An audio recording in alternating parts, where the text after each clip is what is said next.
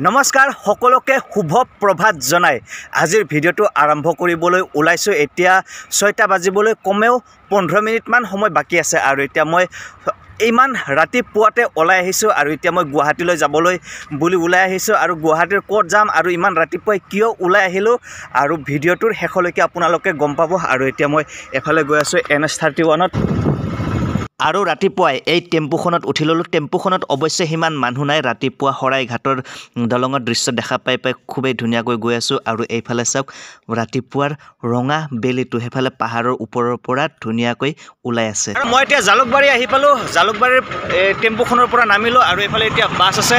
বাছখনেৰে এতিয়া গৈ আছোঁ খানাপাৰালৈ। এতিয়া বাছখনত উঠি ল'লোঁ, কিন্তু বাছখনত মানুহ তেনেই কমেই আৰু খিৰিকীৰ ওচৰত বহি ভাল পাওঁ, যিহেতু খিৰিকীৰ ওচৰত বহি ল'লোঁ আৰু হোৱা চাওক বেলিটো বিল্ডিঙৰ ওপৰৰ ফালৰ পৰা ওলাই আছে। ৰাস্তাৰ বাওঁফালে এফালে যদি চাই এফালে আছে ছায়েন্স মিউজিয়াম আৰু এফালে আছে ৰেশম নগৰ।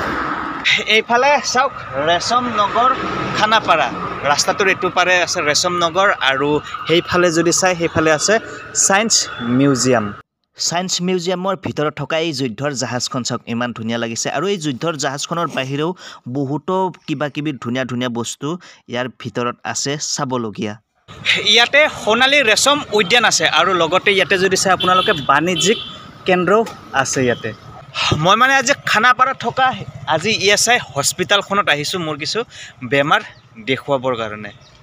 আৰু ৰাতিপুৱাই খৰখেদাকৈ অহাৰ উদ্দেশ্যটো হ'ল এইটো, ইয়াৰ কাৰণে ইয়াতে চিৰিয়েল নম্বৰ 14 চাওক মই ইমান ৰাতিপুৱা আহি 14 নম্বৰ পাইছোঁ। এতিয়া ৰাতিপুৱাৰ 7 মানহে বাজিছে, যিহেতু মেডিকেল খোলাৰ সময় হোৱা নাই সেইকাৰণে খানাপাৰাৰ এইফালে ফুৰিবলৈ আহিছোঁ আৰু ব্যায়াম কৰা মানুহ কিন্তু ঢেৰ দেখিবলৈ পাই আছোঁ। মই এতিয়া আছোঁ খানাপাৰাৰ পশু চিকিৎসালয় এই পথাৰখনত আৰু পশু চিকিৎসালয়ৰ এই পথাৰখনৰ ৰাতিপুৱাৰ দৃশ্যটো চাওক আৰু ইয়াতে সময়ে সময়ে বিভিন্ন অনুষ্ঠানৰ আয়োজন হৈ থাকে আৰু এতিয়া ৰাতিপুৱাৰ সময়ত মহানগৰৰ মানুহবোৰে ইয়াতে বিভিন্ন কামত আহিছে। কিছুমানে শৰীৰ চৰ্চা, কিছুমানে ড্ৰাইভিং শিকিবলৈ আহিছে, কিছুমানে বিভিন্ন ধৰণৰ খেল খেলি আছে। আৰু খানাপাৰাৰ এই ফিল্ডখনত আহি এনেকৈ দুখন হেলিকপ্টাৰ দেখিবলৈ পালোঁ। ইয়াতে এখন হেলিকপ্টাৰ এফালে আছে আৰু আগৰ ফালে আৰু এখন হেলিকপ্টাৰ।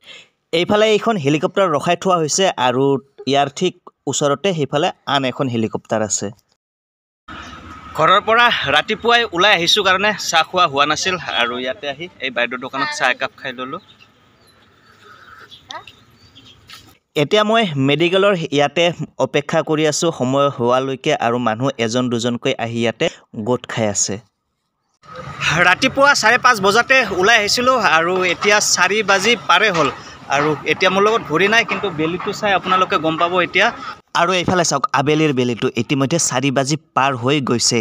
আৰু এইফালে চাওক মোৰ মেডিকেলৰ কাগজখন, ইয়াতে 3বিধ ঔষধ দিছে আৰু নিয়মবিলাক ইয়াতে লিখা আছে আৰু 9 দিন পিছত আহি আকৌ টেষ্ট কৰিব লাগিব। তাৰপিছত এইখিনি অলপ চুগাৰ আছে।